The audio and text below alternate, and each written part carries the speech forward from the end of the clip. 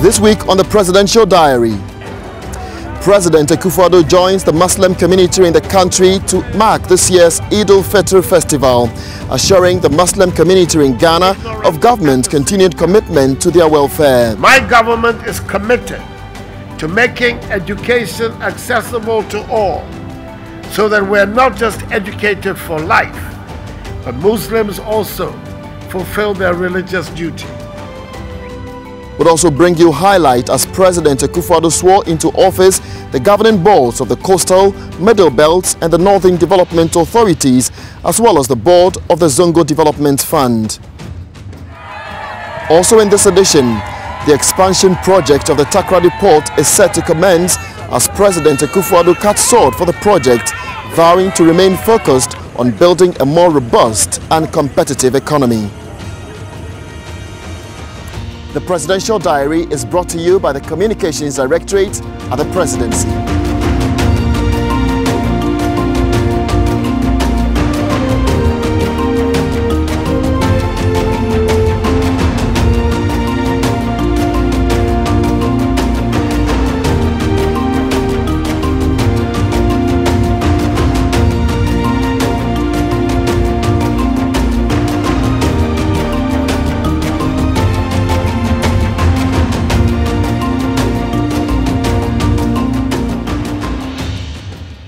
Hello, I'm Jefferson Saki at the Jubilee House in Accra. The President of the Republic, Nana Akufo-Addo, has assured the Muslim community in the country that his government remains committed to their welfare.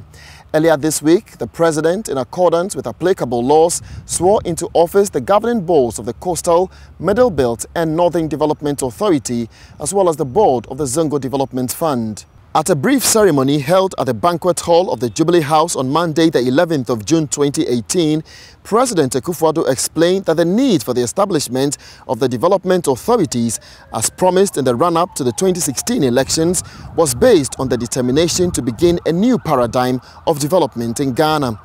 The President noted that the manner in which development has proceeded so far in the country has not addressed the fundamental problems of development that confronts the nation.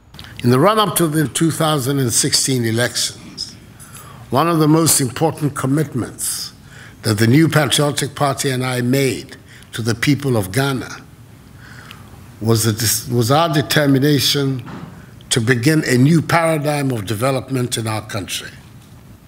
We took the view that the manner in which development had proceeded so far had not been able to address the fundamental problems of development that confront our people.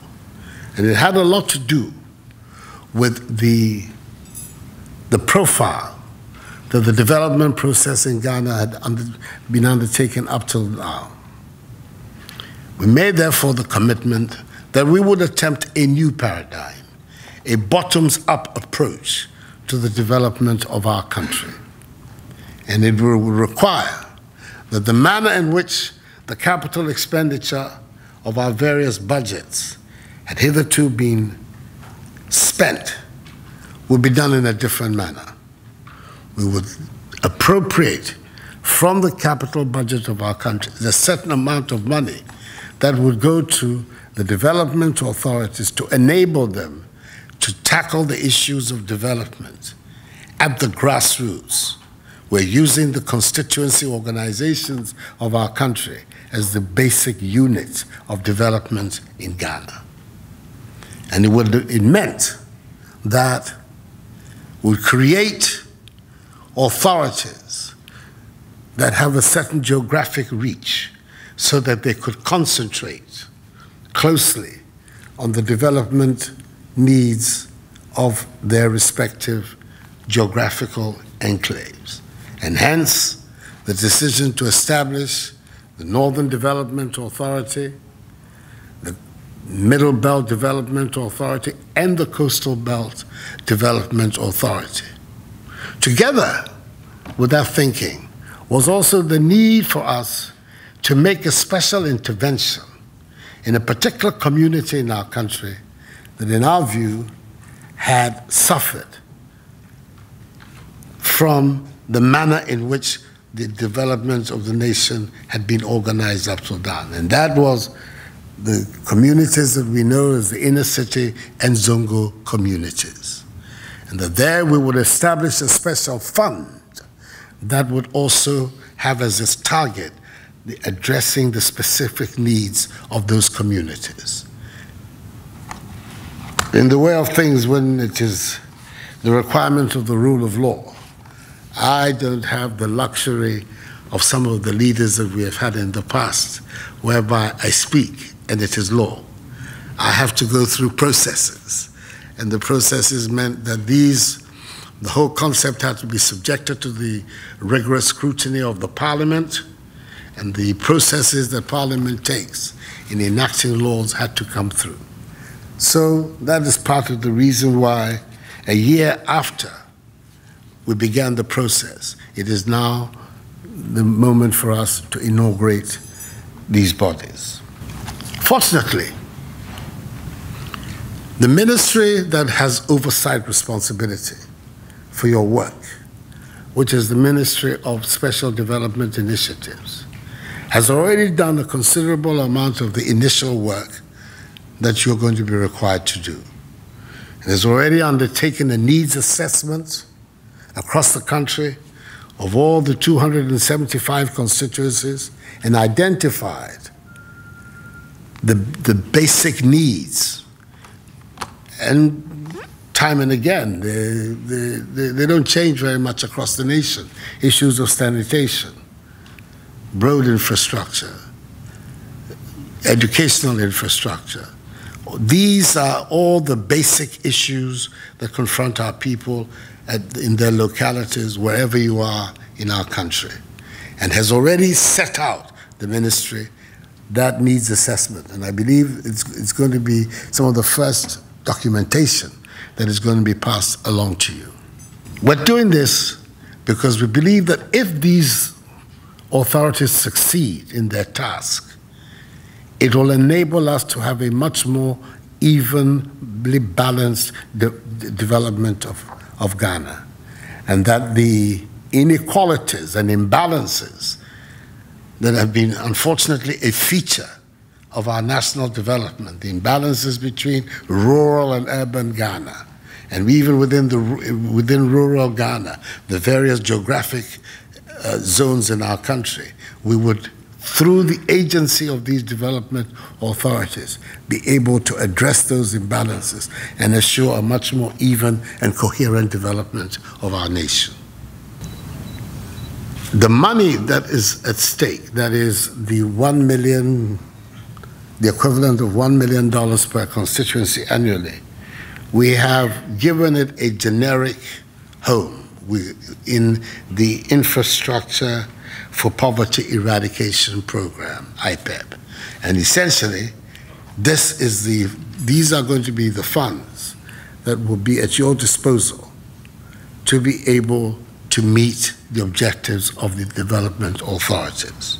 I'm very confident about the quality of people that have been assembled to assist in discharging this important initiative. It's new in the public space of our country. We had a limited version of it with the SADA, but I'm not interested in going into polemics, but I think all of us are aware of, in some ways, the unfortunate history that has been associated with the SADA. We have an opportunity to start off on a clean slate and build something that will inure to the benefit of the people of Ghana.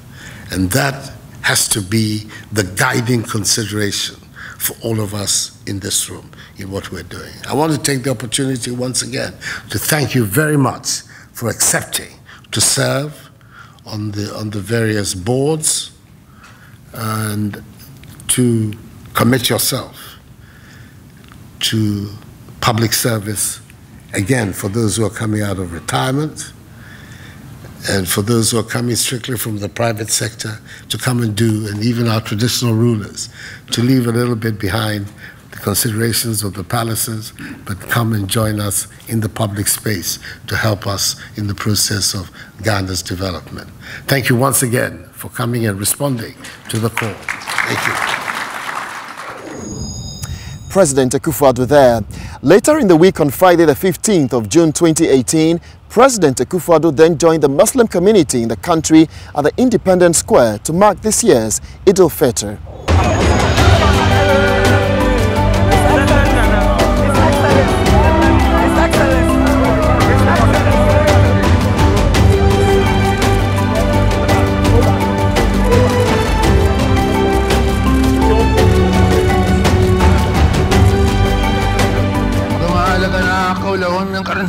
هل تحس من أحد أو تسمع لهم ركزا الله أكبر الله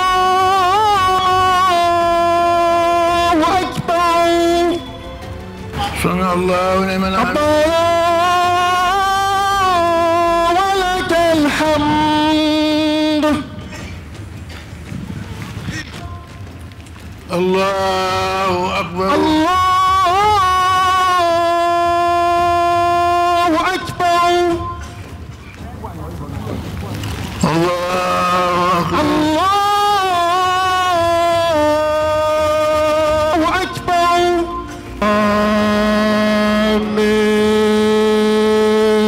Thank the Almighty Allah for seeing us through 1 month of fasting, prayer, and devotion to His cause. We give gratitude and praise to Him for the life of our nation and for the lives of all Ghanaians. I pay tribute this morning to our learned National Chief Imam, Sheikh Dr. Nuhu Sharabutu, for his leadership and guidance of the Muslim Ummah in Ghana. Sheikh, it is to your credit that the Muslim Ummah continues to live in harmony with one another. We pray for Allah's continuous blessing for you. If Islam is to live up to its accolade as a religion of peace, it behoves on all Muslims to embrace one another, irrespective of doctrinal differences.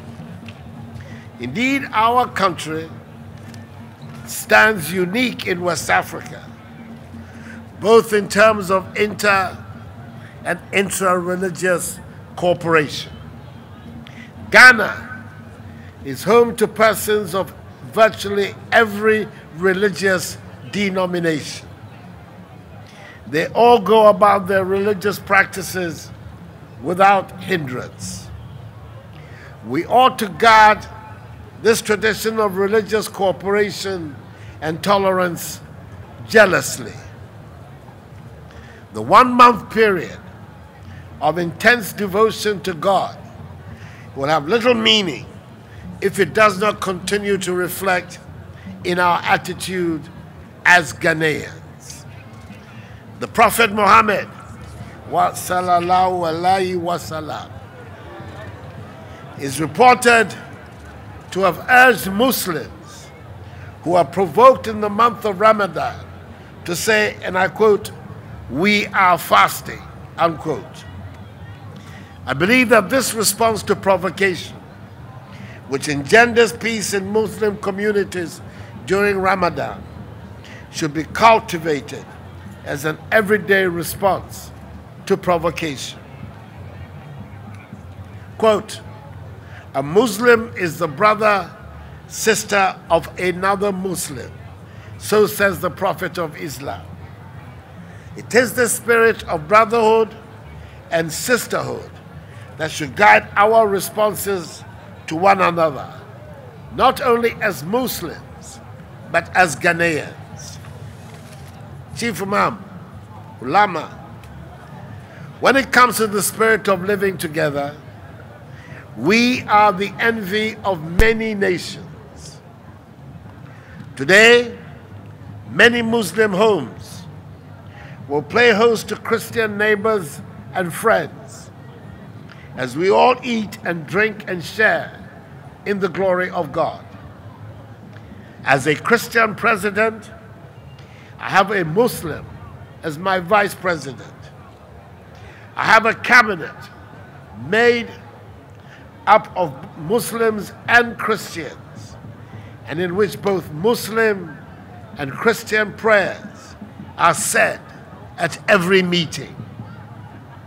On 7th January this year, we celebrated 25 years of the Fourth Republic, the longest lasting republic of our history, holding for the first time in our national life on that day an official interfaith service of commemoration and thanksgiving to God.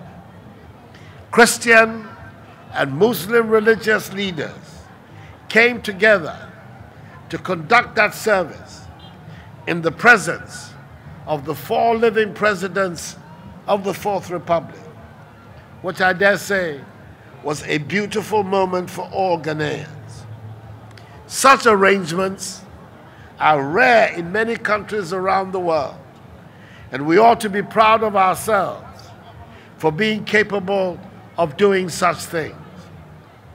Even so, we must not be complacent.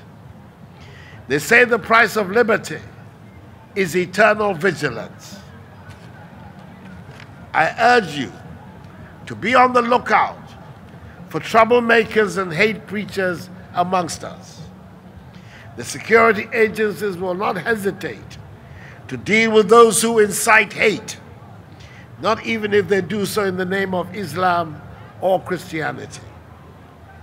My government remains committed to the welfare of the Muslim community in Ghana.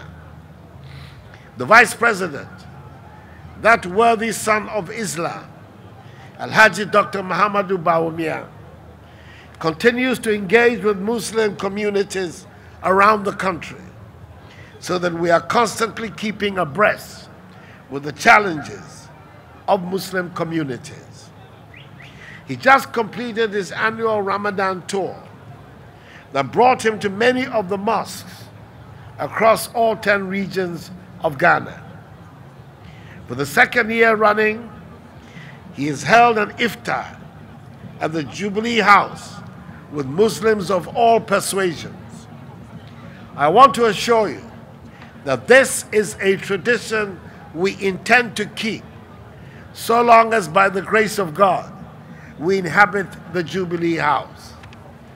When I addressed you last year, I promised you that I was going to set up a Zongo Development Fund to help cater for the development needs of the Zongo communities, as we had promised in the 2016 NPP manifesto.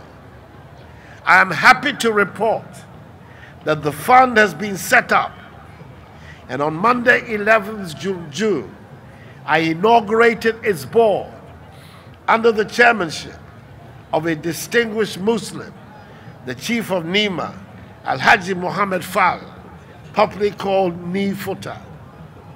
Already, the minister responsible for Zongo and inner city development, the hard-working Honorable Alhaji Boniface Abubakar Siddiq, has been busy about his mission. Development projects have started in many Zongo communities around the country. In Asawase in Kumasi, for example, we have started the process of desilting the Pelele River that runs through the community. We are also building major drains in the community to stop the perennial flooding that occurs in the area and cuts it off from the rest of Kumasi during the rainy season. Apart from physical development, we also aim to roll out a comprehensive program that develops the talents of our young men and women in the Zongos. We know that several of the national football icons that this country has produced have been Muslim, and many of them from Zongo communities. Baba Yara, Dogo Moro, Muhammad Salisu, Muhammad Polo, Golden Boy Abdul Razak, Anas Seidu, Muhammad Cho, Abedi Pele, Mohamed Gago, and Baba Amando, amongst others. We want deliberately to establish the conditions that allow our young, talented Zongo youth to engage and develop their talents. To this end, the Zongo Development Minister is building astroturfs in Zongo communities to create a conducive environment for the training and development of sporting talent. The one being constructed in Medina, here in Accra, should be a good model. The Prophet Muhammad, sallallahu alaihi wasallam, has admonished Muslims, quote, to seek our knowledge, even if you might travel to China. In another vein, he says that, quote, knowledge is the lost property of a Muslim. Let him seek it wherever he may find it, unquote. We therefore cannot be Muslims and ignorant at the same time. My government is committed to making education accessible to all, so that we're not just educated for life, but Muslims also fulfill their religious duty. I urge you to take advantage of the free senior high school program to ensure the education of your children, especially the Muslim girl. Government has also engaged some 3,000 Arabic instructors to teach Arabic studies in schools. I am very passionate about the development of women. In Islam, it is believed that, quote, paradise lies under the feet of our mothers, unquote. Our mothers and potential mothers cannot hope to guarantee us paradise if they are allowed to remain ignorant. Ulama, Jama'ah, I appeal to you to pay as much attention to the education of your female children as you do to the education of your male children. The eloquent Minister for Gender, Children and Social Protection, Otiko Afisa Jaba, has embarked on a campaign to dissuade parents from marrying off their teenage girls. I urge you to embrace that campaign. Let us allow our Muslim girls to realize their full potential. All the mothers of the faithful were not just educated, but they remain to this day an important source of our knowledge of the precepts of Islam. And since embracing the Sunnah is an essential part of faith, let us embrace his conduct in relation to the education of girls as well. National Chief Imam, Ulama Jama'ah, I'm happy to be with you once again. May the Almighty Allah accept our worship, bless us all in our homeland Ghana, and make her great and strong. Barka da Salam. Assalamu alaikum.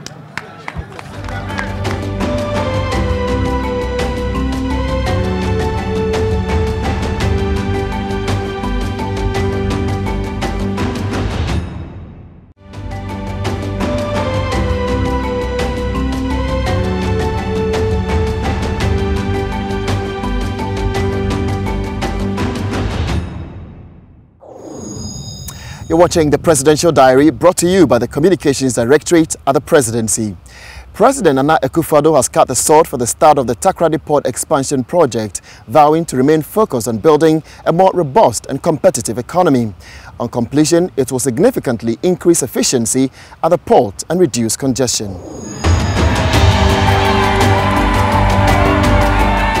The sword-cutting ceremony was part of the President's recent tour of the Western region.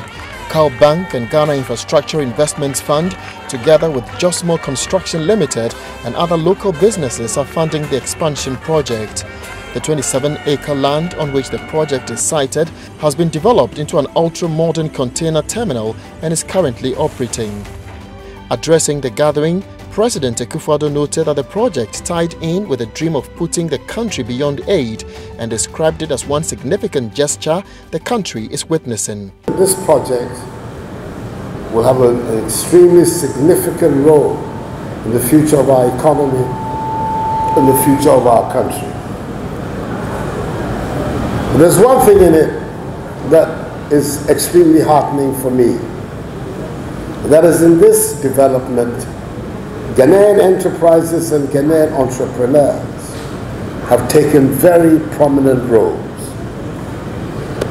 We're looking from the promoters of the concession, Ibistec, to the banks led by Cal Bank, supported also by the Ghana Infrastructure Fund, and one of the key contractors, Justmo. These are all important Ghanaian elements in this development. They have come together with a well-known Israeli company, Amandi, to create this entity. And it tells us one thing above all, because I'm confident that those who have brought the project up to this point will be very capable of managing it efficiently.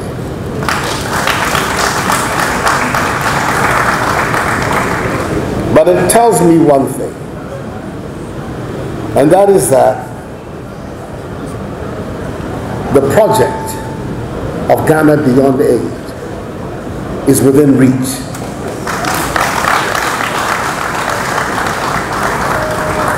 We bring the values of hard work, creativity, innovation, and collaboration to develop key components of our economy. We can reach the goal of that self-reliant, prosperous Ghana that was the dream of the founding fathers of our nation.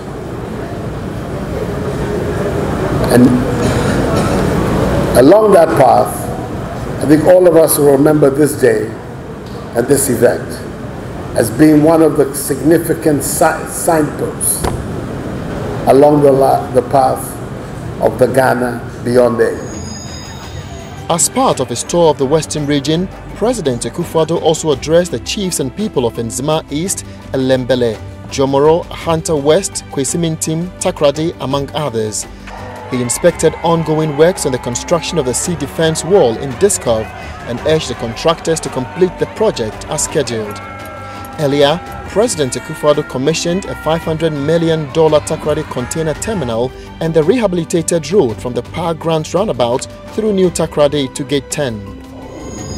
And with the Western Regional Tour, we end today's edition of the Presidential Diary, brought to you by the Communications Directorate at the Presidency.